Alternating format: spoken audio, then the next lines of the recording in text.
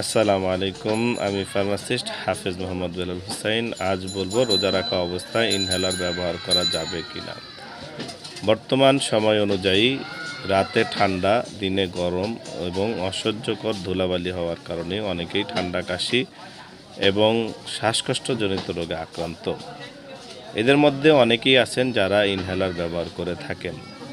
যেহেতু রোজার মাস চলছে, অনেকেই জানতে চান যে রোজা রাখা অবস্থায় ইনহেলার ব্যবহার করা যাবে কি না।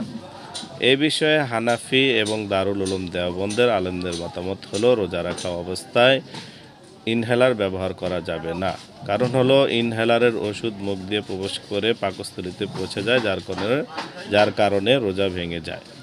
তবে যদি কারো অতিরিক্ত শ্বাসকষ্ট হয়, সেক্ষেত্রে সে ইনহেলার ব্যবহার করবে এবং পরবর্তীতে ওই রোজাটা কাজা আদায় করে নেবে। সুস্থ থাকুন, ভালো থাকুন, নূর ও শেফা চ্যানেলের সাথে থাকুন। ভিডিওটি উপকারী মনে হলে ভিডিওটি শেয়ার করে দিন। আসসালামু আলাইকুম ওয়া রাহমাতুল্লাহি ওয়া বারাকাতুহু।